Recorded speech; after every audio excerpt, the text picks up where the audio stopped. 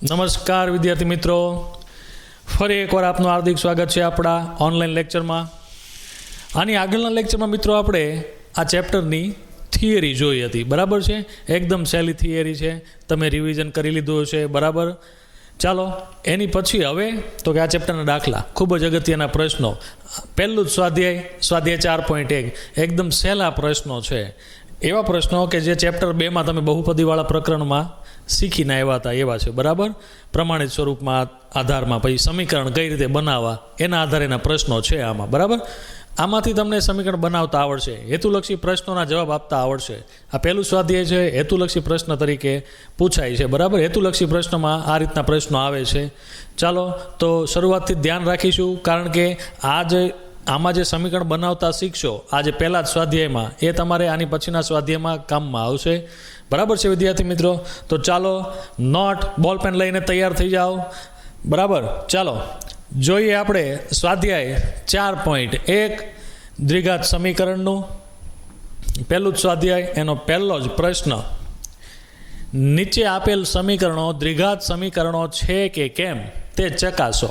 હવે દ્વિઘાત સમીકરણ છે કે નહીં ચકાસવું હોય તો યાદ કરો, થિયરીમાં તમને કીધું હતું પ્રમાણિત સ્વરૂપ આધારિત પ્રશ્નો તમારે પરીક્ષામાં પૂછાઈ શકે, બરાબર છે.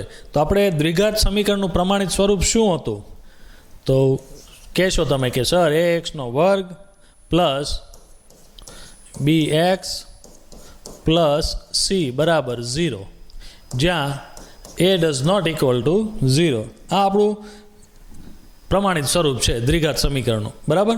આની જેવું સમીકરણ આવવું જોઈએ, બસ, બીજું કાંઈ જ વિચારવાનું નથી.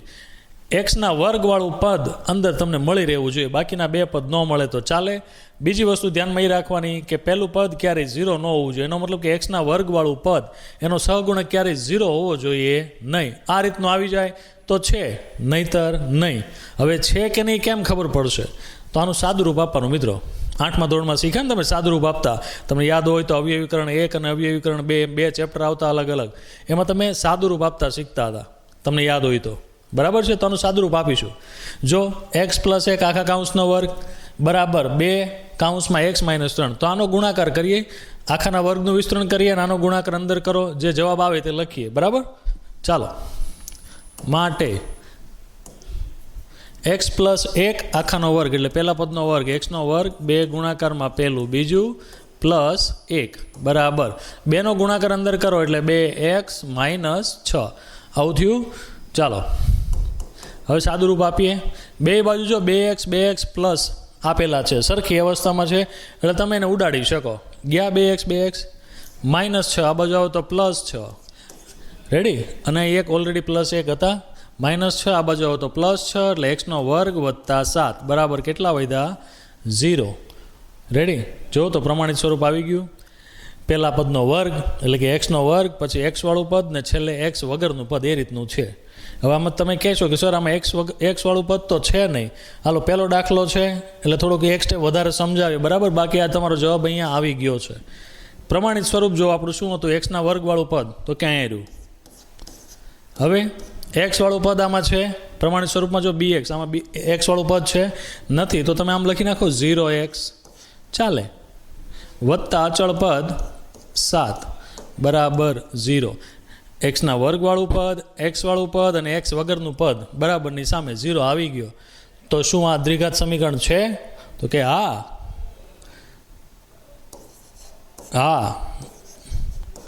આપેલ સમીકરણ દ્વિઘાત સમીકરણ છે. શું કામ? તો કે પ્રમાણિત સ્વરૂપ આવી ગયું ને એટલા માટે, બરાબર. બાકી તમે અહીંયા અટકી જાઓ તોય ચાલે. x² વાળું પદ આવી જવું જોઈએ, મોટા મોટી ઘાત 2 હોવી જોઈએ, એ પદ આવી જાય એટલે તમારો જવાબ આવી ગયો.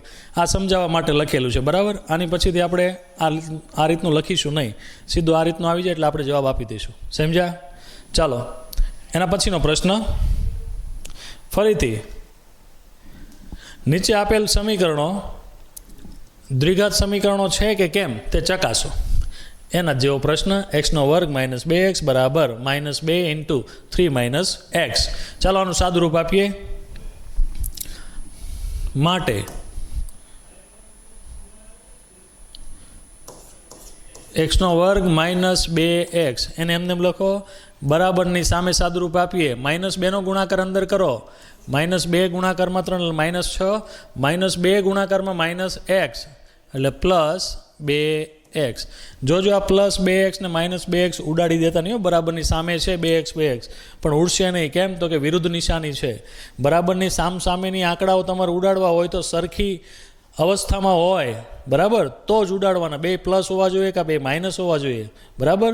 સરખી અવસ્થામાં હોય તો તમે ઉડાડી શકો. ચાલો, આ +2x છે, આ બાજુ ભરી લ્યો. એક્સના વર્ગવાળું પદ આપણું પ્લસ રહે એ રીતે તમારો જવાબ લખવાનો. ચલો, આ એક્સના વર્ગ એમને એમ +2x, આ બાજુ આવે તો -2x થાય ને. અને આ -2x ઇન્ટુ આ -2x એટલે ટોટલ કેટલા થયા? -4x. -6 આ બાજુ આવે તો +6 બરાબર 0. જો તો એક્સનો વર્ગ, એક્સ અને અચળ પદ એટલી વસ્તુ આવી, બરાબર છે. તો આ કેવું થયું? પ્રમાણિત સ્વરૂપ બની ગયું ને? પ્રમાણિત સ્વરૂપના આધારિત એના જેવું જ થઈ ગયું કે નહીં? તો હા. આપેલ સમીકરણ દ્વિઘાત સમીકરણ છે. વાત પૂરી. હોય તો હા, ન હોય તો ના. આવા 1 માર્ક્સના પ્રશ્નો પૂછાય પરીક્ષામાં, ધ્યાન રાખવું, બરાબર છે. 1 માર્ક્સના પ્રશ્નો. ચાલો, એની પછીનો પ્રશ્ન ત્રીજું. ફરીથી નીચે આપેલા સમીકરણો દ્વિઘાત સમીકરણ છે કે નહીં ચકાસવાનો. બરાબર 8 પ્રશ્નો છે, જોયા કરીએ. ચાલો, ફરીથી બે બાજુ 2 કાઉન્સ છે, સાદુરૂપ આપીએ. ચાલો, એક્સનો ગુણાકાર x + 1 સાથે -2નો ગુણાકાર x + 1 સાથે. જોજો, આ રીતના સાદુરૂપ આપણે 8મા ધોરણમાં શીખીને આવ્યા છીએ, બરાબર. સેમ વસ્તુ, એક્સનો ગુણાકાર x + 3 સાથે અને -1નો ગુણાકાર x + 3 સાથે. x ગુણાકારમાં x એટલે x નો વર્ગ વત્તા x એકા x -2x 2 એકા 2 બરાબર x ગુણાકારમાં x એટલે x નો વર્ગ વત્તા 3x -x અને -1 ગુણાકારમાં 3 એટલે -3. ચાલો, x નો વર્ગ ગયા, બે બાજુ પ્લસ હતા. બીજું કાંઈ ઉડતો હોય તો ઉડાડીએ, નકર પછી રાવા દઈએ. ચાલો, -2x -2 અને +x. x -2x એટલે કેટલા થયા? -x અને આ -2 બરાબર 3x -x એટલે 2x -3. ચાલો, +x છે, આ બાજુ ઉપાડો એટલે પ્લસ થઈ ગયો. 2x + x એટલે 3x -2 સામે જાય તો +2 -3 + 2 એટલે -1. અહીં શું વધ્યું? 0. હવે અહીંયા જુઓ તો એક્સના વર્ગવાળું પદ છે, એક્સવાળું પદ છે. એક્સના વર્ગવાળું પદ ક્યાં છે? નથી. જો એક્સના વર્ગવાળું પદ જ ન હોય સમીકરણમાં તો આ દ્વિઘાત સમીકરણ કહેવાય નહીં. આપેલ સમીકરણ આપણે જવાબ લખશું. માટે આપેલ સમીકરણ દ્વિઘાત સમીકરણ નથી. એક્સના વર્ગવાળું પદ હોવું જોઈએ ને? નથી આમાં. સમજ્યા? ચાલો, એકદમ સહેલા પ્રશ્નો છે, મજા આવી જાય એવા છે. બધા જ 1 માર્ક્સના પ્રશ્નો છે, 1 ગુણના જ પ્રશ્નો છે, સાદુરૂપવાળા છે એટલા માટે. ફરીથી એના જ જેવી વસ્તુ 2 કાઉન્સનો ગુણાકાર છે. ચાલો, હવે થોડુંક ડાયરેક્ટ કરતા જઈએ. એક્સનો ગુણાકાર 2x સાથે એટલે 2x નો વર્ગ. એક્સનો ગુણાકાર 1 સાથે એટલે વત્તા x. -3નો ગુણાકાર 2x સાથે એટલે -6x. -3નો ગુણાકાર 1 સાથે એટલે -3 બરાબર x ગુણાકારમાં x એટલે x નો વર્ગ. x ગુણાકારમાં 5 એટલે +5x. આપણું એક્સના વર્ગવાળું પદ પ્લસ રહે એ રીતે સાદુરૂપ આપવાનું. ચાલો, અહીં +x નો વર્ગ છે, આ બાજુ આવે તો માઇનસ થાય. અહીંયા 2 વાર x નો વર્ગ છે, એમાંથી 1 વાર કાઢી નાખો એટલે કેટલા વધ્યા? x નો વર્ગ. ચાલો, x -6x એટલે કેટલા વધે? -5x વધ્યા ને. x -6x એટલે -5x -3 બરાબર આ +5x. આ બાજુ ઉપાડી લ્યો તો -5x બરાબર કેટલા વધ્યા? 0 બરાબર 0.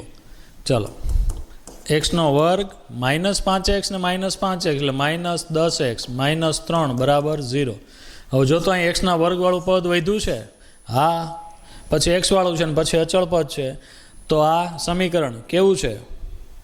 માટે આપેલ સમીકરણ દ્વિઘાત સમીકરણ છે. જોજો વિદ્યાર્થી મિત્રો, ભૂલી જતા નહીં, પ્રમાણિત સ્વરૂપ યાદ રાખજો. 1 ગુણનો પ્રશ્ન પૂછવાની શક્યતા છે. બરાબર. આપેલ સમીકરણ દ્વિઘાત સમીકરણ છે કે નહીં ચકાસો, અથવા તમને એમ પણ પૂછે નીચે આપેલ સમીકરણને એના પ્રમાણિત સ્વરૂપમાં ફેરવો. બરાબર, યાદ રાખજો, 1 ગુણનો પ્રશ્ન છે, પૂછાઈ શકે. ચાલો 5મો પ્રશ્ન. ફરીથી જો હવે ડાયરેક્ટ ગુણાકાર કરતા રહીશું, સમીકરણ છે કે નહીં એ જ ચકાસવાનું છે. એકની એક વસ્તુ રિપીટ થયા કરે છે. ચાલો 2x ગુણાકારમાં x એટલે 2x² માઇનસ 2 તેરી 6x માઇનસ 1 ગુણાકારમાં x એટલે -x માઇનસ 1 ગુણાકારમાં -3 એટલે +3 x ગુણાકારમાં x એટલે x², x ગુણાકારમાં -1 એટલે -x, 5 ગુણાકારમાં x એટલે 5x અને 5 ગુણાકારમાં -1 એટલે -5. ચાલો સાદુરૂપ આપીએ. 2x² -6x અને -x એટલે -7x વત્તા 3 બરાબર x² -x વત્તા 5x એટલે વત્તા 4x -5. ચાલો પ્લસ x² છે, આ બાજુ જાય તો માઇનસ થાય. 2x માંથી એકવાર x બાદ કરો એટલે કેટલા વધ્યા? x² પ્લસ 4x, આ બાજુ આવે તો -4x થાય. -7 અને -4 કેટલા થયા? -11x. -5 આ બાજુ આવે તો +5, 5 ને 3 8. આ આપણું સાદું રૂપ થયું. બરાબર, હવે અહીંથી ચાલતું નથી. તો જો તો x² x અને અચળ પદ 3 આવી ગયા. એકદમ રેડી, સમજાઈ ગયું. માટે લખી શકો તમે કે આપેલ સમીકરણ દ્વિઘાત સમીકરણ છે. દ્વિઘાત સમીકરણ છે. સમજ્યા? એકદમ સહેલા પ્રશ્નો છે, સાદુરૂપ આપતા આવડવું જોઈએ. બરાબર છે ને વિદ્યાર્થી મિત્રો? ચાલો એની પછીનો પ્રશ્ન સાદુરૂપ આપીએ. x² + 3x + 1 એનું સાદુરૂપ અત્યારે અપાય એમ નથી, એને એમને એમ રાખો. જેનું અપાય એમ છે એનું સાદુરૂપ આપી દઈએ. બરાબરની સામેની બાજુ જો આખા કૌંસનો વર્ગ છે. ચાલો આનું સાદુરૂપ તો કે x² -2 ગુણાકારમાં પહેલું બીજું એટલે 4x વત્તા છેલ્લા પદનો વર્ગ. રેડી? 4 જો બે બાજુથી x² ગયા. -4x છે, આ બાજુ આવે તો +4x થયા. 3x વત્તા 4x એટલે 7x +4, આ બાજુ આવે તો -4, 1 - 4 એટલે -3 બરાબર 0. જો તમે x² વાળું પદ છે નથી તો અહીં આપેલ સમીકરણ દ્વિઘાત સમીકરણ નથી. રેડી? x² વાળું પદ જ નથી તો શું કરું? તો નથી ભાઈ. સમજ્યા? ચાલો એની પછીનો પ્રશ્ન. x + 2 આખા કૌંસનો ઘન બરાબર 2x કૌંસમાં x² - 1. ચાલો આખાનો ઘનનું વિસ્તરણ આપણને આવડવું જોઈએ. તો કે પહેલા પદનો ઘન વત્તા બીજા પદનો ઘન. યાદ હોય તો તમને a વત્તા b આખાનો ઘન બરાબર શું હતું? તો કે એનો ઘન વત્તા બીનો ઘન વત્તા 3 પહેલા પદનો વર્ગ, બીજું પદ એમને વત્તા 3ab નો વર્ગ. રેડી ને? ક્લિયર? ચાલો એવી જ રીતે પહેલા પદનો ઘન એટલે x નો ઘન વત્તા બીજા પદનો ઘન 2 નો ઘન 8. 3 કૌંસમાં પહેલા પદનો વર્ગ, તો પહેલા પદનો વર્ગ કેટલો થાય? તો કે x² ગુણાકારમાં છેલ્લું પદ એટલે 2, 3 દુ 6 x². એના પછી 3 ગુણાકારમાં પહેલું પદ એમને બીજા પદનો વર્ગ, બીજું પદ કોણ છે આપણું? 2, 2 નો વર્ગ કેટલો થાય? 4, 4 ગુણાકારમાં 3 એટલે 12, એના ગુણાકારમાં પહેલું પદ. રેડી? ચાલો બરાબર 2x નો ગુણાકાર અંદર કરો એટલે 2x નો ઘન -2x. ચાલો x ના ઘન વાળું પદ આવી ગયું ભાઈ. અહીંયા +2x નો ઘન આ બાજુ આવે તો માઇનસ, એ રીતે કરો તોય ચાલશે. x ના ઘનમાંથી 2 વાર x નો ઘન બાદ કરો એટલે -x નો ઘન વધ્યો. -2x આ બાજુ આવે તો +2x +8 +6x² +2x થાય આ બાજુ એટલે 12 ને 2 14x બરાબર 0. ચાલો ને ક્રમમાં ગોઠવી દો તો -xનો ઘન વત્તા 6xનો વર્ગ. તમને ખબર છે ઘાત બહુપદી હંમેશા ચલની ઘાતના ઉતરતા ક્રમમાં આવે અથવા તો ચડતા ક્રમમાં. બે વ્યવસ્થિત ગોઠવણી, કોઈ પણ રીતે ગોઠવો, કાં ઉતરતા ગોઠવાની કાં તો ચડતા ગોઠવાની, તમને જેમ ઇઝી લાગે એ રીતે ગોઠવી દેવાની. +8 બરાબર 0. હવે અહીંયા જુઓ તો એક્સના ઘનવાળું પદ આવ્યું. હવે દ્વિઘાત બહુપદી હોય તો એક્સના ઘનવાળા પદ આવે ન આવે ને, વર્ગવાળા પદ જ આવે. તો લખવાનું આથી આપેલ બહુપદી આપેલ સમીકરણ દ્વિઘાત સમીકરણ નથી.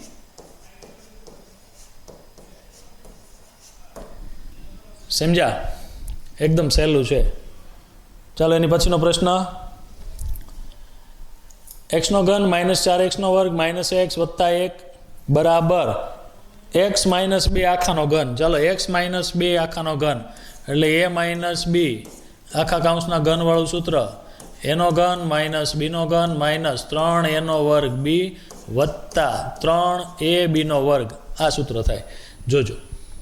ચાલો આ બાજુ ડાબી બાજુનું તો કંઈ સાદુરૂપ થાય એવું છે નહીં, એટલે એને એમને એમ લખીએ x વત્તા 1 બરાબરની સામેની બાજુનું સાદુરૂપ આપીએ.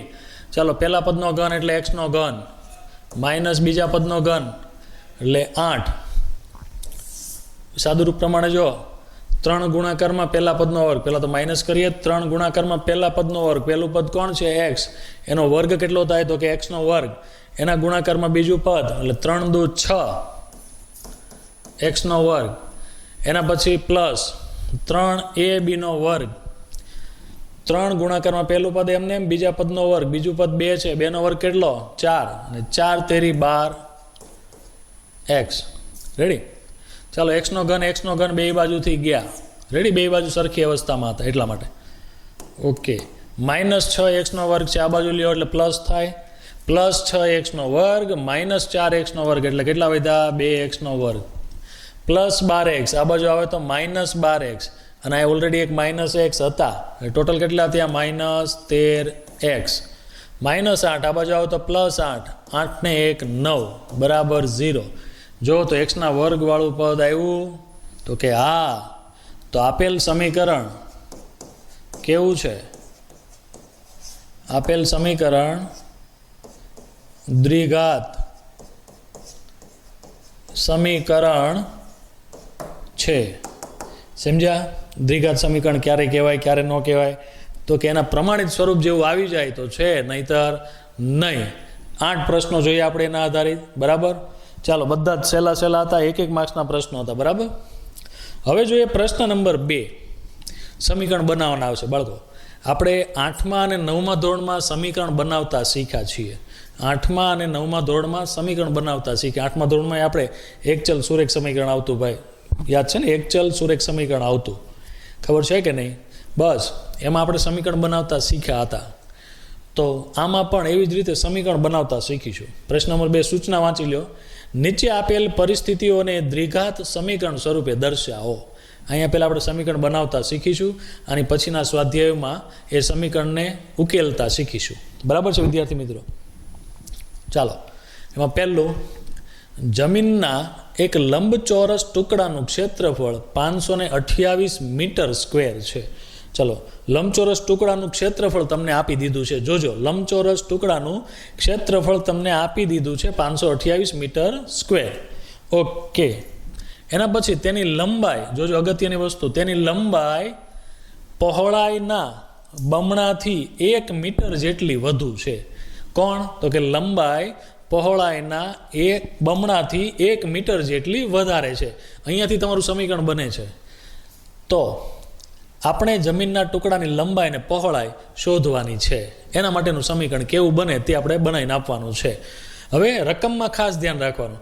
જો તમે ચેપ્ટર નંબર 3 ભણ્યા, બરાબર, એમાં તમને જોજો 2 સમીકરણ બનતા હતા. એક દાખલો, વ્યવહારિક દાખલા બધા ભેગા આવે તો તમને ખબર કેમ પડે કે આ ચેપ્ટર 3નો છે કે 4નો છે. બરાબર? તો ચેપ્ટર 3માં કેવું થાય, તમને 2 પરિસ્થિતિ આપેલી હોય એટલે 2 સમીકરણ બનતા. આમાં એક જ પરિસ્થિતિ આપી છે, લંબાઈ એ પહોળાઈના બમણાથી 1 વધારે છે. રેડી? ચાલો, એક જ પરિસ્થિતિ આપી છે અને ત્રીજું ચેપ્ટર તો એમાં તમને 2 પરિસ્થિતિ આપેલી હોય એટલે એમાં 2 સમીકરણ બનતા. ધ્યાન રાખજો. ચાલો, તો હવે અગત્યનો પોઈન્ટ જે બોલું છું યાદ રાખજો. યાદ રાખો કે રકમમાં જેના કરતા, જેનાથી એવા શબ્દ આવે ને એના બરાબર તમારે ધારી લેવાનો. જોજો, જેના કરતા અથવા જેનાથી એવો શબ્દ આવે એના બરાબર તમારે ધારવાનું. અહીંયા જો, લંબાઈ એ પહોળાઈના બમણાથી, કોનાથી? તો કે પહોળાઈના બમણાથી. તો પહોળાઈ કરતાં લંબાઈ વધારે થઈ, એનો મતલબ એવો થયો ને, પહોળાઈના બમણાથી 1 મીટર જેટલી વધુ છે. કોના કરતાં? કોના કરતાં અથવા કોનાથી એવો શબ્દ મળ્યો ને તમને અંદર, તો પહોળાઈ ના બમણાથી. તો આપણે ધારવાનું કોના બરાબર છે? તો ધારીશું પહોળાઈ બરાબર. સમજ્યા? જેના કરતાં અથવા તો જેનાથી હોય એના બરાબર ધારવાનું. તો લંબાઈ પહોળાઈ ના બમણાથી છે. યાદ રાખજો ભાઈ કઈ રીતે લેવાનું છે, બરાબર? તો ધારવાનું, ધારો કે પહોળાઈ બરાબર x મીટર. જેના કરતા હોય એના બરાબર ધારવાનું. તો પહોળાઈ કરતા છે, બરાબર? પહોળાઈના બમણાથી એટલે પહોળાઈથી વધારે છે, માટે લંબાઈ કેટલી થશે? ચાલો, લંબાઈ કેટલી છે? તો કે પહોળાઈના બમણા. પહોળાઈના બમણા કેટલા થાય? 2x. એનાથી 1 મીટર વધારે એટલે 2x + 1 મીટર. સમજ્યા? તો જમીનના ટુકડાની લંબાઈને પહોળાઈ શોધવાની છે. હવે આની ઉપરથી લંબાઈને પહોળાઈ શોધવી હોય તો કઈ રીતે? કઈ રીતે? તો આપને ખબર છે જમીનનો ટુકડો છે કેવો છે? તો કે લંબચોરસ છે. અને તમને વસ્તુ કઈ આપી છે? તો કે ક્ષેત્રફળ. તો આપણે 6ઠા 7મા ધોરણથી ભણતા આવીએ છીએ કે લંબચોરસનું ક્ષેત્રફળ કેટલું થાય. યાદ છે ને? ચાલો, લંબચોરસ ટુકડાનું ક્ષેત્રફળ કેટલું છે? 528 મીટર સ્ક્વેર છે. રેડી? તો આપણે ખબર છે લંબચોરસનું ક્ષેત્રફળ કેટલું થાય? તો કે સર લંબાઈ ગુણાકારમાં પહોળાઈ. યાદ છે કે નહીં ભાઈ? તો લંબાઈ ગુણાકારમાં પહોળાઈ બરાબર શું આવશે? 528 આવશે. ચાલો, પહોળાઈ કેટલી? x અને લંબાઈ કેટલી? તો કે 2x + 1 બરાબર 528. સમજ્યા? ચાલો, આનો ગુણાકાર કરી નાખો એટલે આ થશે 2x² + x બરાબર 528 પ્લસ 528 આ બાજુ આવે તો માઇનસ, એટલે 2x² + x માઇનસ 528 બરાબર કેટલા વધ્યા? 0. જો પ્રમાણિત સ્વરૂપ આવી ગયું ને. તો આપણે આ સમીકરણની મદદથી લંબાઈ અને પહોળાઈ શોધી શકીએ. બરાબર? તમને ખાલી કીધું હતું કે આપણે આ લંબચોરસ ટુકડાની લંબાઈ અને પહોળાઈ શોધવી છે, તો એના માટે તમે સમીકરણ બનાવી આપો. તો આપણે બનાવી દીધું. બરાબર? ચાલો, જેટલું કીધું છે એટલું આપણે કરીશું. સમજ્યા ને? ઓકે, ચાલો, એકદમ ઇઝી દાખલો છે. 8મા ધોરણમાં યાદ કરો આ રીતના પ્રશ્નો આવતા, બેઠા પ્રશ્નો આ રીતના આવી ગયા છે તમારે. સમજ્યા ને? ચાલો, એકદમ સહેલો પ્રશ્ન છે. એની પછીનો પ્રશ્ન જોઈએ આપણે. નીચે આપેલ પરિસ્થિતિઓને દ્વિઘાત સમીકરણ સ્વરૂપે દર્શાવો. ફરીથી એના જેવો વ્યવહારિક દાખલો. બરાબર? 2 ક્રમિક ધન પૂર્ણાંકોનો ગુણાકાર 306 છે. તો આપણે આ પૂર્ણાંક શોધવા છે, તો એનું સમીકરણ કઈ રીતે બનાવશું? વિદ્યાર્થી મિત્રો, આ રીતના પ્રશ્નો તમે 8મા ધોરણમાં પણ શીખ્યા. ધન પૂર્ણાંક સંખ્યાવાળા પ્રશ્નો તમારા 8મા ધોરણમાં આવતા. બરાબર છે ને?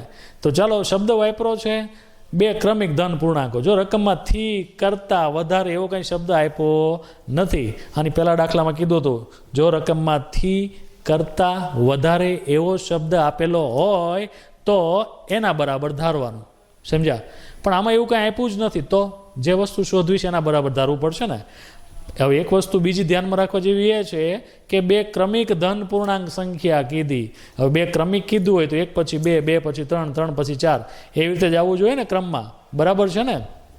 તો તમે 1, 2, 3, 4 એમ સંખ્યા લખો બધી, તો આ બધામાં જો ગેપ કેટલાનો, તફાવત કેટલાનો છે? બધામાં 1 1નો તફાવત છે ને. બરાબર છે ને? આગલી સંખ્યામાં 1 1 ઉમેરો એટલે પાછળની સંખ્યા મળતી જાય. સમજ્યા ને? જો આપણી પહેલી સંખ્યા x હોય તો એમાં તમે કેટલા ઉમેરો તો એની પછીની સંખ્યા મળે? તો કે સર એમાં એક ઉમેરો તો એની પાછળની સંખ્યા મળે. સમજ્યા ને? કેમ? તો કે બધી જ ક્રમિક સંખ્યા વિશે તમે ગમે ને લખવું એને લખી લીધું. કોઈ પણ ક્રમિક સંખ્યા લો ને એટલે બધાની વચ્ચે એકનો જ તફાવત હોય. સમજ્યા ને? 20 પછી 21, 21 પછી 22. એવી જ રીતે ધારો કે આપણી પહેલી સંખ્યા એક્સ હોય તો એની પછીની સંખ્યા કઈ આવે? તો કે x+1. તો બે ક્રમિક સંખ્યાઓ આપણી કઈ કઈ થઈ? તો કે એક્સ અને x+1. ખબર પડી કે નહીં? ચાલો, ગમે ત્યારે પૂછાય તો ધ્યાનમાં લેજો. ગમે ત્યારે એમ કે ક્રમિક ધન પૂર્ણાંક સંખ્યા તો કઈ કઈ આવશે? તો કે સર x+1. ઓકે, લખી લ્યો. ધારો કે બે ક્રમિક ધન પૂર્ણાંકો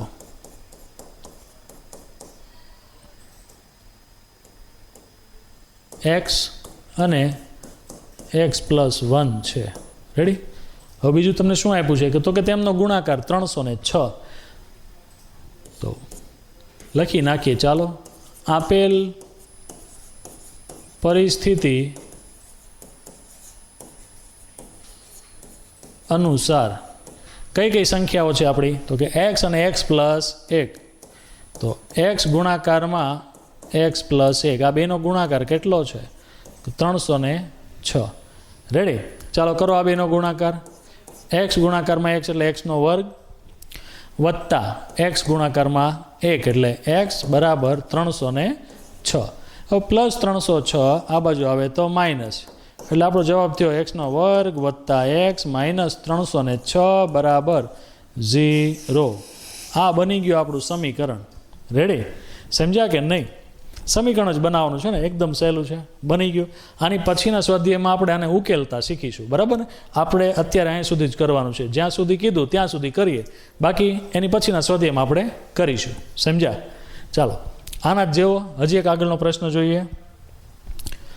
પ્રશ્ન નંબર 3 અગત્યનો. રોહનની માતા, જો ઉંમરવાળા પ્રશ્નો છે આ અગત્યના. આ સમીકરણ બનાવતા આવડવા જોઈએ. રોહનની માતા તેના કરતાં 26 વર્ષ મોટા છે. આજથી 3 વર્ષ પછી તેમની ઉંમરનો ગુણાકાર 360 હશે. તો આપણે રોહનની હાલની ઉંમર શોધવી છે. હવે રકમમાં ગમે ત્યારે પછી કે પહેલાં, બરાબર, ઉંમરવાળા દાખલામાં પછી કે પહેલાં એવો શબ્દ આવે ને ત્યારે ખાસ ધ્યાન રાખજો, હાલની ઉંમર જ શોધવાની આવશે. સમજ્યા? ચાલો, તો એટલા વર્ષ પછી એમ કીધું હોય તો પછી શબ્દ આવે એટલે ભવિષ્ય થઈ ગયું, અને પહેલાં આવે તો ભૂતકાળ. એટલે ધ્યાન રાખજો, પછી એટલે ભવિષ્ય, પહેલાં એટલે ભૂતકાળ. હમણાં સમજાવું છું કઈ રીતે એનો ઉપયોગ થશે. આવા જ દાખલા આપણે ચેપ્ટર 3માં આવી ગયા, હાલની ઉંમર શોધવાળા. બરાબર? એમાં આપણે સમીકરણ યુગ્મ બનાવીને શોધતા હતા. તો એમાં આપણે પછી અને પહેલાંનો ઉલ્લેખ થઈ ગયો છે. બરાબર? તેમ છતાં આપણે ફરીથી અહીં એકવાર જોઈ લઈશું, થોડુંક નાનું એવું. ચાલો, હમણાં જ મેં તમને કીધું કે ધારવાનું કોના બરાબર? તો જેના કરતાં કે જેનાથી હોય એના બરાબર ધારવાનું. રેડી? કોના કરતાં છે? તો કે રોહનની માતા તેના કરતાં 26 વર્ષ મોટા છે. એનો મતલબ રોહન કરતાં મોટા છે ને, અને દેખીતી વાત છે ને, મમ્મી એ છોકરા કરતાં મોટા હોય. બરાબર છે? ચાલો, તો રોહનની માતા રોહન કરતાં 26 વર્ષ મોટા છે. તો આપણે કોની ઉંમર ધારીશું? રોહનની. ધારો કે રોહનની હાલની ઉંમર બરાબર x વર્ષ. રેડી? હવે રોહનની ઉંમર x વર્ષ હોય તો માતાની ઉંમર કેટલી થાય? માટે માતાની હાલની ઉંમર કેટલી થશે? તો રોહન કરતાં કેટલા વર્ષ મોટા? 26 વર્ષ. એટલે x વત્તા 26 વર્ષ. રેડી? ચાલો, આ હાલની ઉંમર મળી ગઈ. હવે આગળ વાંચો. 3 વર્ષ પછી. 3 વર્ષ પછી કીધું છે, તો ગમે ત્યારે પછી કે પહેલાં કીધું હોય ત્યારે શું કરવાનું? તો જેટલા કેન્ડિડેટ છે એ બધાની ઉંમર શોધવી પડે. 3 વર્ષ પછી એવો શબ્દ વાપરો ને, તો 3 વર્ષ પછીની બંનેની ઉંમર પણ શોધવી પડશે. જો પહેલાં કીધું હોય તો 3 વર્ષ પહેલાં બંનેની ઉંમર શોધી લેવી પડે. યાદ રાખજો. ચાલો, 3 વર્ષ પછી તેમની ઉંમર દર્શાવતી સંખ્યાનો ગુણાકાર 360 છે. તો એના માટે આપણી પાસે 3 વર્ષ પછીની ઉંમર તો હોવી જોઈએ ને, તો શોધી લઈએ. 3 વર્ષ પછી બંનેની ઉંમર ચાલો પહેલાં છે આપણે રોહનની કેટલી થશે? તો એમાં હાલની ઉંમર કેટલી હતી? એક્સ. પછી કીધું તો શું કરવાનું? પ્લસ એક્સ પ્લસ 3 વર્ષ. રેડી. હવે માતાની ઉંમર કેટલી થશે? તો કે હાલની ઉંમર કેટલી હતી? એક્સ પ્લસ 26 હતી. એમાં 3 ઉમેરો. ચાલો ઉમેરો. એક્સ વત્તા 26 ને 3 કેટલા થાય? 29 વર્ષ. સમજ્યા? પછી કે તો હાલની ઉંમરમાં વધારો કરવાનો અને પહેલાં કે તો હાલની ઉંમરમાંથી માઇનસ બાદબાકી કરવાની. સમજ્યા? ધ્યાનમાં રાખજો. ચાલો હવે શું કીધું છે? તો કે આ જે 3 વર્ષ પછીની જે ઉંમર મળી આ બંનેનો ગુણાકાર કેટલો છે? 360. તો લખીએ આપેલ પરિસ્થિતિ અનુસાર. પરિસ્થિતિ કઈ આપણી? તો કે આ પરિસ્થિતિ 3 વર્ષ પછી ઉંમર દર્શાવતી સંખ્યાનો ગુણાકાર 360 હશે. એ આપણી પરિસ્થિતિ છે. બરાબર ને? અથવા તો તમે વિધાન લખો તોય ચાલશે. આપણે આખું વિધાન ન લખવું પડે એટલે થોડુંક શોર્ટમાં આપેલ પરિસ્થિતિ અનુસાર શું કીધું છે? તો 3 વર્ષ પછીની ઉંમરનો ગુણાકાર એટલે એક્સ પ્લસ 3 અને એક્સ પ્લસ 29 બરાબર કેટલા આપ્યા છે? તો કે 360. રેડી? સમજ્યા? ચાલો હવાનું સાદુરૂપ આપો. એક્સ ગુણાકારમાં એક્સ એટલે એક્સનો વર્ગ.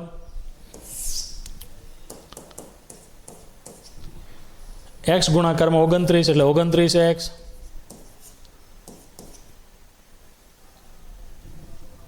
ત્રણ ગુણાકારમાં એક્સ એટલે પ્લસ 3x. 29 તેરી 87 બરાબર 360. રેડી? સમજ્યા? ચાલો સાદુરૂપ આપો. એક્સનો વર્ગ 29x પ્લસ 3x એટલે 32x બરાબર છે. 32x plus 87. આ બાજુ જો બરાબરની સામે 360 છે એ પ્લસ છે. આ બાજુ આવો તો માઇનસ થાય ને. તો 87 માઇનસ 360 કેટલા થાય? 60 અને બીજા 27. 300માંથી 27 કાઢો કેટલા વધે? 73 ને. 273 એટલે માઇનસ 273 બરાબર 0. આ થઈ ગયું આપણું સમીકરણ. જુઓ તો એક્સના વર્ગવાળું પદ, એક્સવાળું પદ અને એક્સ વગરનું અચળ પદ. ક્લિયર? આ સમીકરણને તમે ઉકેલો એટલે રોહનભાઈની હાલની ઉંમર મળશે. માતાની ઉંમર શોધવી હોય તો પણ મળશે. સમજ્યા ને? છે ને એકદમ સહેલું. બસ ધ્યાનમાં રાખતા જાઓ. સમીકરણ કઈ રીતે બને છે એનો ખ્યાલ રાખતા જાઓ એટલે દાખલા એકદમ ઇઝી થઈ જશે. સમજ્યા ને? ઓકે. ચાલો એની પછીનો પ્રશ્ન જોઈએ. ટ્રેનવાળો પ્રશ્ન આવ્યો ભાઈ. છેલ્લો પ્રશ્ન છે મારા ખ્યાલથી આનો. આ સ્વાધ્યાયનો છેલ્લો પ્રશ્ન આપણે પહોંચી ગયા. નીચે આપેલ પરિસ્થિતિને દ્વિઘાત સમીકરણ સ્વરૂપે દર્શાવો. આખું ઉકેલવાનું નથી, ખાલી સમીકરણ બનાવવાનું છે. અગત્યનો પ્રશ્ન છે, સમજવા લાયક પ્રશ્ન છે. બરાબર? હવે 4 માર્ક્સનો પ્રશ્ન છે એટલે બેઝિકવાળા બાળકો જરાક ધ્યાન આપશે. સ્ટાન્ડર્ડવાળાને તો કેવું સેક્શન 2માં સ્ટાન્ડર્ડવાળાના એક ચેપ્ટર લાડકું ચેપ્ટર એવું છે કે જેમાં સ્ટાન્ડર્ડવાળા 2 માર્ક્સના 2 દાખલા પૂછાય ને છૂટા. બેઝિકવાળાને 4 માર્ક્સનો દાખલો પૂછાય છે ભાઈ. એટલે બેઝિકવાળાએ થોડુંક વધારે ધ્યાન આપવું. બરાબર છે? વ્યવહારિક દાખલો પૂછાય એ પણ જો કે સહેલો જ પૂછાય, કાંઈ ટેન્શન નથી. અઘરા પ્રશ્નો તો બોર્ડવાળાએ કાઢી નાખ્યા છે. બરાબર છે ને? બધું સહેલું જ વધ્યું છે. ચાલો એક ટ્રેન 480 કિલોમીટરનું અંતર અચળ ઝડપથી કાપે છે.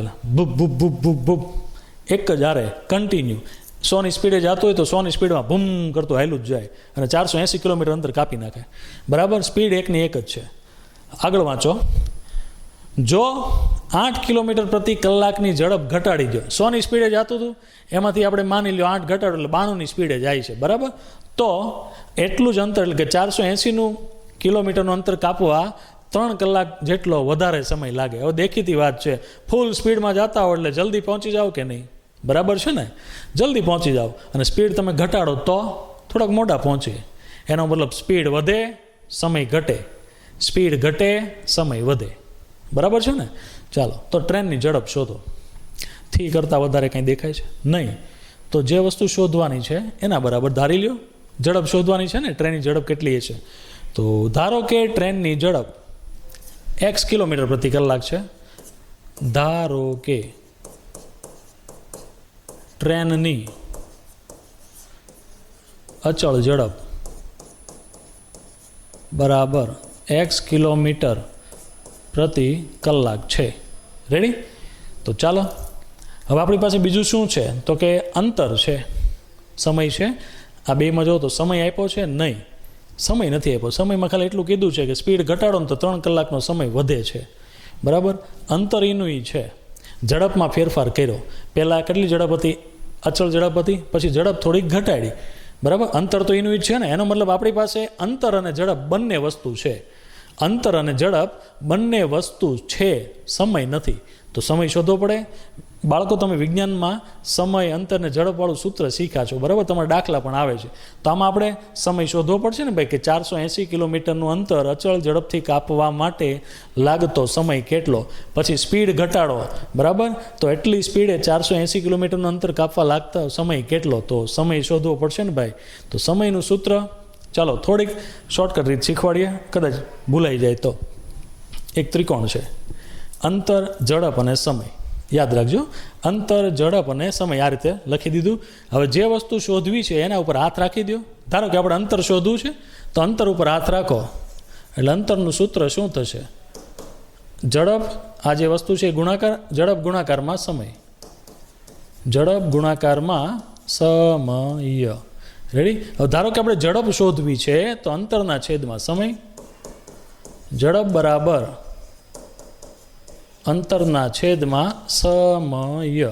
હવે માની લો કે સમય શોધવો છે, સમય, તો શું થશે? તો અંતરના છેદમાં ઝડપ. સમજ્યા? અંતરના છેદમાં ઝડપ. ખ્યાલ આવ્યો? ટ્રાયેંગલ છે, શોર્ટકટ રીત કદાચ ભૂલાઈ જાય તો આ રીતે તમે પરીક્ષામાં યાદ રાખી શકો, રફકામમાં દોરી લેવું. સમજ્યા ને? તો આપણે શોધવાનું શું છે અત્યારે? સમય શોધવાનો છે ને. સમય એટલે શું થાય? તો કે અંતરના છેદમાં ઝડપ. યાદ રાખજો. બરાબર. ચાલો તો સમય શોધીએ. 480 કિલોમીટરનું અંતર અચળ ઝડપે કાપવા લાગતો સમય. હવે આપણે આમાં બે સમય શોધવાના છે ને, તો પહેલો સમય આપણે T1 લખીએ. બરાબર. T1 સમય એટલે શું થયું? તો કે અંતરના છેદમાં ઝડપ. અંતર કેટલું છે? તો કે 480 કિલોમીટર. રેડી? એની ઝડપ કેટલી છે? તો કે x. રેડી ને? અચળ ઝડપ. હવે શું કરો છો? તો તમે ઝડપમાં ઘટાડો કરો છો. સર ઝડપ ઘટાડો. હવે કેટલી ઘટાડવાની છે? ઝડપ ઘટાડો. 8 કિલોમીટર પ્રતિ કલાકની ઝડપ કરવાની છે ને, ઘટાડવાની છે ને. તો હતી કેટલી? x. એમાંથી 8 ઘટાડવાની ને, તો નવી ઝડપ મળશે ને. નવી ઝડપ કેટલી થાય? તો કે સર જે હતી એમાંથી 8 ઘટાડવાની, તો x હતી એમાંથી 8 ઘટાડો એટલે x - 8 કિલોમીટર પ્રતિ કલાક. રેડી? સમજ્યા? ઓકે. ફરીથી સેમ વસ્તુ. અંતર તો એનું જ છે, તો 480 કિલોમીટરનું અંતર નવી ઝડપે કાપવા લાગતો સમય કેટલો? ફરીથી સમય શોધો. ચાલો, 480 કિલોમીટરનું અંતર તમારી રીતે આ રીતે બનાવીને લખી શકો. બરાબર. અંતર નવી ઝડપે કાપવા લાગતો સમય કેટલો? તો કે T2. સૂત્ર શું થાય? તો કે અંતરના છેદમાં ઝડપ. અંતર કેટલું છે? તો કે એનું એ 480. ઝડપ કેટલી છે? જો ઝડપ ફેરી આપણી x - 8. સમજ પડી? તો આપણે બંને માટે સમય શોધી લીધો. સમય મળી ગયો એટલે દાખલો થોડોક ઇઝી થઈ ગયો. હવે આપણે આગળ વધીશું. આગળ વધીએ. ચાલો, હવે શું કીધું છે કે જે નવી ઝડપ છે એ ઝડપે તમે સમય કેટલો વધારે થાય છે? તો કે 3 કલાક વધારે જાય છે. કોના કરતાં? તો કે જે પહેલો સમય છે, પહેલી ઝડપ, અચળ ઝડપે જે તમે સમય છે એની કરતાંય 3 કલાક વધારે જાય છે. તો આની ઉપરથી આપણું સમીકરણ બનશે. જોજો, નવી ઝડપે લાગતો સમય બરાબર એ કોના કરતાં વધારે છે? તો કે જે અચળ ઝડપે જે સમય લાગતો હતો એની કરતાં 3 કલાક વધારે થયું ને. બરાબર છે ને? સમજ્યા કે નહીં? જો તમે ઝડપ ઘટાડો તો એટલું જ અંતર કાપવા 3 કલાક વધારાનો સમય જાય ને.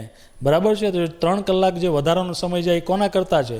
તો કે જે પહેલો જે સમય હતો અચળ ઝડપે એની કરતાં વધારે જાય. એટલે T2 બરાબર કેટલા થશે? T1 + 3. કેમ? તો કે આના કરતાંય વધારે 3 કલાક સમય લે છે એટલા માટે. હવે આપણે T2 અને T1 ની કિંમત મૂકો. T2 કેટલા 480 ના છેદમાં 480 છેદમાં x માઇનસ 8 બરાબર T1 કેટલા 480 છેદમાં x વત્તા 3 ચાલો 480 છેદમાં x માઇનસ 8 બરાબર ચાલો આમ ડાયરેક્ટ સરવાળો સાદુરૂપ આપી દો 480 x ગુણાકારમાં 3 એટલે 3x છેદમાં શું વધશે x રેડી ચાલો હવે 8મા ધોરણમાં ચોકડી ગુણાકાર કરતા તેમ સમીકરણ ઉકેલતા હતા યાદ છે ને ચોકડી ગુણાકાર આનો ગુણાકાર અહીંયા એટલે 480x બરાબર હવે આનો ગુણાકાર અહીંયા ડાયરેક્ટ કરશું xનો ગુણાકાર 480 સાથે એટલે 480x xનો ગુણાકાર 3x સાથે એટલે પ્લસ 3xનો વર્ગ રેડી ને હવે માઇનસ 8નો ગુણાકાર 480 સાથે ચાલો 480 સાથે ગુણાકાર કરવાનો ને 8નો 0 64 એટલે 4 6 8 ચોક 32 ને 38 40 પણ કેવા માઇનસ છે એટલે માઇનસ 38 40 માઇનસ 8 ગુણાકારમાં 3x એટલે માઇનસ 8 તેરી 24x બરાબર છે 24x ચાલો આને ભૂસી નાખું હવે સાદુરૂપ આપીએ જો બે બાજુથી 480x ગયા સરખી પરિસ્થિતિમાં છે ને એટલા માટે ઓકે જે વધ્યું તે તો કે 3xનો વર્ગ ગોઠવી નાખીએ xનો વર્ગ છે પછી x વાળું પદ કે વધ્યું છે તો કે હા માઇનસ 24x પછી માઇનસ 38 40 બરાબર 0 હવે જો આમાંથી કાંઈ સામાન્ય નીકળતો હોય તો સામાન્ય કાઢી લઈએ 3 એકા 3 8 તેરી 24 આ બેમાંથી 3 નીકળ્યા બરાબર અહીંયા જો તો 8 ને 3 11 ને 4 15 15 એટલે 3ના ઘડિયામાં આવ્યો બરાબર મેં શું કર્યું તમને ખબર છે ને 3ની ચાવી આપેલ સંખ્યાના અંકોનો સરવાળો જો 3 વડે વિભાજ્ય હોય તો આપેલ સંખ્યા 3 વડે વિભાજ્ય થાય આપણે 8મા ધોરણમાં આવતું ચાલો તો 38 40નો 3 વડે ભાગ ચાલે છે જોઈ લઈએ 38 40 3 ચાલો 18 દુ 36 2 0 8 તેરી 12 તેરી 36 સોરી 12 તેરી 36 ઉભા રહો વ્યવસ્થિત ચલો 38 40 અને 3 12 તેરી 36 બે વધ્યા અહીં કેટલા છે 4 8 તેરી 24 એટલે 1280 બરાબર ચાલો 3 વડે ભાગ ચલાવો તો કેટલા વધે છે 1280 ચલો 3 સામાન્ય કાઢી નાખો એ 3 સામાન્ય કાઢીને સામેની બાજુ મોકલો એટલે 0ના છેદમાં ગયા 0ના છેદમાં 3 એટલે જવાબ 0 એટલે x નો વર્ગ માઇનસ 8 તેરી 24 એટલે 8x માઇનસ કેટલા હતા 1280 બરાબર 0 તો આ થઈ ગયું આપણું સમીકરણ તો સમજ્યા વિદ્યાર્થી મિત્રો બસ આનું સાદુરૂપ આની પછીના સ્વાધ્યાયમાં આપવાનું થશે બરાબર આપણે હાલમાં સમીકરણ સુધી સીમિત રહીશું સમજ્યા કે નહીં એકદમ સહેલું છે કંઈ અઘરું છે નહીં ખાલી કે પ્રશ્ન કઈ રીતે કરવો ધ્યાન રાખજો ઝડપવાળા પ્રશ્નો આવે એટલે તમારે લગભગ 95% દાખલામાં સમય શોધવાનો જ આવશે અને સમયને આધારે દાખલા આ રીતે ગણવાના થશે સમજ્યા ચાલો એકદમ સહેલું છે ગભરાવાની જરૂર નથી 2 વાર ધ્યાનથી જોશો ગણશો એટલે ઓટોમેટિક આવડી જશે સમજ્યા ને ચાલો હવે આની પછીના સ્વાધ્યાયમાં આની જ જેવા પ્રશ્નો છે આ એક શોર્ટ ટ્રીક હતી સૂત્ર યાદ રાખવા માટે ચાલો હવે આની પછીના સ્વાધ્યાયમાં મળશું ત્યારે તમારે અવયવીકરણની રીત આવશે પછી વ્યવહારિક દાખલા થોડા ઘણા આવશે અવયવીકરણ એટલે આપણે બહુપદીમાં શીખી ગયા તમને યાદ છે ને તફાવતવાળા સૂત્રો એ બધા અવયવીકરણના સૂત્રો છે એના મદદથી ઉકેલ શોધવાના આવશે બરાબર છે વિદ્યાર્થી મિત્રો તો આની પછીના લેક્ચરમાં મળીએ ત્યાં સુધી તમે અવયવીકરણના સૂત્રો એના દાખલા જે બહુપદીમાં શીખાતા એ તમે જોઈને તૈયાર રાખજો વાંચી રાખજો એટલે શું ઝડપી સોલ્યુશન આવે આપણું બરાબર છે ને વિદ્યાર્થી મિત્રો તો ચાલો આની પછીના લેક્ચરમાં મળીએ ત્યાં સુધી લખતા રહો વાંચતા રહો અને પ્રેક્ટિસ કરતા રહો સમજ્યા ઓકે